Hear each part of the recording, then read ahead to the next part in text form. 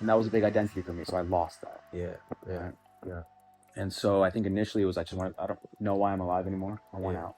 I think as time has gone on and you really start to come to terms and acceptance of the grief, I think it turns into understanding or a desire to understand.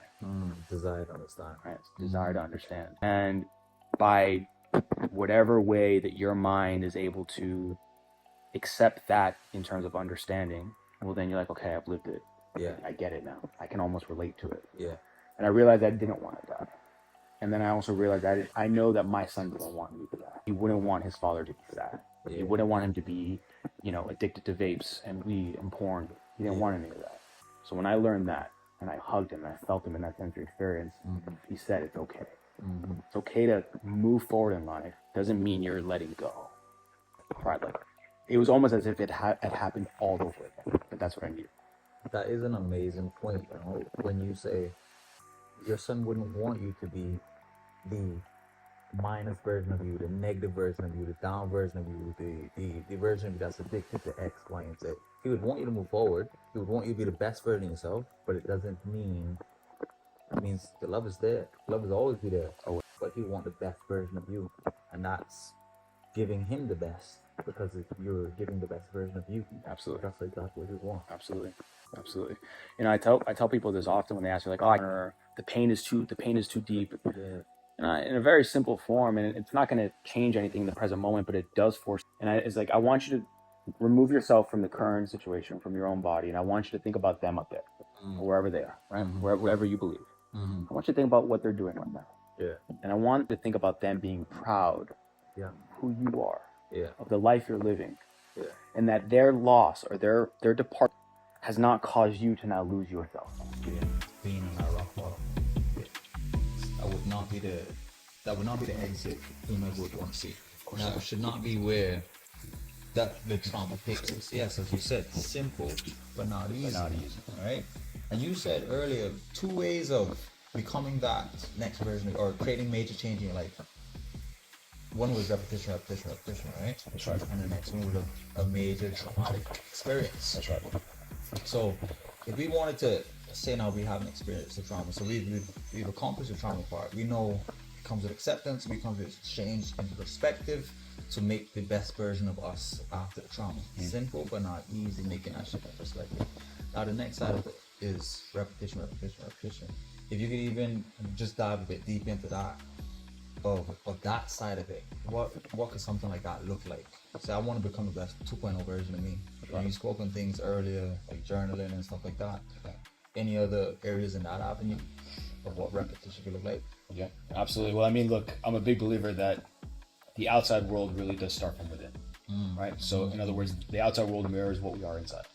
So we always have to go within first. Yeah. If we don't like what our outside world looks like, don't try to fix the outside. Yeah. Fix inside. Yes, sir. And by fixing the inside starts with really easy things. Yeah. Just wake up at a time. It doesn't have to be 4 a.m. It doesn't have to be 5 a.m. But give yourself a schedule that allows you what's called like a world-class hour. Give yourself a world-class hour. Kind of like a jet fighter takes off before they take off. Yeah. Right? Yeah. They do the simulation. Yeah. Same thing. Give yourself an opportunity to kind of simulate your day. Yeah. So wake up at a good time. Get some good sleep. Wake up. Do some journal. I'm a big believer in meditation. Just do something that doesn't involve your phone. It doesn't involve anything in the outside world. Just be with you for an hour. That's it. Whether it's breathing, or meditation, or journaling, reading, just be with you. If you do that, you start to build some very simple habits. And if you just do that, because I think people try to do too much. Simplify. Do 2 to 3 things that put you in a really positive state of mind. Yeah. And just keep doing that, keep doing that. Yeah. Right? Yeah. That's work. That's the inner work. Yeah. By doing the inner work over time, repetition, slowly the outside world will start to change. Yeah. It'll start to shift. Yeah. Because it's shifting to the new reality you create inside. Yeah.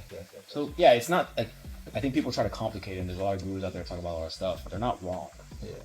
But if you want to change the outside world financially, spiritually, and your relationships, your communication, your friendships, your environment, you can change it. But you gotta change inside. Yeah, I think a very good terminology of that, or a simple way to say that also, is one thing that we've heard many times. the better you make yourself, the better everything around you will become. Absolutely. And that's such a true statement. You know, the better you make yourself, the better everything around you becomes. Yeah. Your mindset, your money, your muscle, your meaningful relationship, Your conversations. exactly, Everything exactly.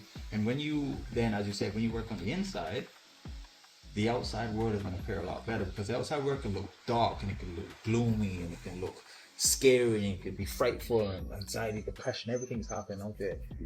And that's how it looks. But like you said earlier, that's because the inside is dark and gloomy and depressed and anxiety and everything like that.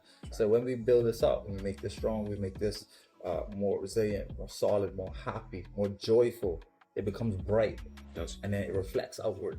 No. Reflects outward. No. You know, I teach my clients something called the 4 power tools. Really simple. It's your thoughts, Yeah. your feelings, Yeah. your words, Yeah. your actions. Mm-hmm. And it's Thoughts, just, feeling, words, actions. yeah, it's all a cycle, Yeah. because everything starts in the mind. Everything starts with a thought pattern, a seed of a thought, negative or positive. It all starts with a thought. That thought then does what? It creates a feeling. Yeah. I feel good. I don't feel good. I feel sick. I feel great. Yeah. It all starts with the initial thought, Yeah. right? You have that feeling. Feeling then turns into action. If I feel good, which is for a lot of people, if I feel good, well, then I'm going to act. I don't want to post today. I'm not feeling it. Yeah. So people say, I'm not feeling it. Yeah. Right? They're not saying I'm not thinking it. I'm not feeling it. Yeah. So then they don't take the action, or they take action that actually makes them go backwards. Yeah. Right? Yeah. Again, vices. The alcohol, marijuana, porn, vape, whatever. Okay? Everyone's got their vice, or a vice.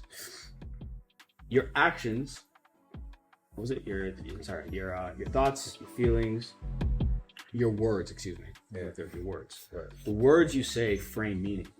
If you use words of negativity, you're gonna have negativity. But if you use words of champions, of meaning, Yeah. triumph, Yeah. even just of positivity makes me smile. Yeah. I can't even help it. Yeah. True point.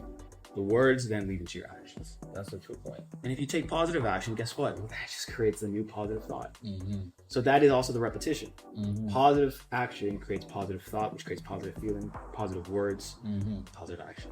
It's just a cycle. It all starts from up here. It starts with there. All starts from up here, and also what comes out of here. Yeah, Yeah. The feeling that you have, that's it. the words that you say, That's it. will create the behaviors that you and the actions that you do. The behaviors that you have. That's it. Yeah. And we live in a society right now where everything's feeling, Yeah. right? And you know, such a good point on that too. You know, all behaviors are learned. You know, all behaviors are learned. So when we go through those feelings of negative and whatnot, what do we go right into? Negative behaviors, because the feelings that we have, or the things that we're saying. That's right. But the same way that we learn those negative things, we can unlearn them and recreate a positive side of it. Exactly what you're saying. Yes. Yeah. Starts up here, and you got to do that internal work with that joy, that happiness, that comfort, that feeling at home happens in here, so you can reflect outward. And to your point, the relearning or the unlearning is actually, I think, what most people struggle with, Yeah. right? Because Yeah. we're creatures of habit. Yeah. Creatures of habit. So, you know, we do something for a serious period of time, and most of the things we learn, most of our paradigms or our beliefs, they all stem. The majority of them stem from 7 years old to younger, which is when we're not really in control of what's being fed to us, what our environment looks like. We're sponges. Yeah. And so as we become adults, we're fed new information, we're introduced to new environments, but what do we have to do? It's not that we have to learn more, we have to unlearn and relearn.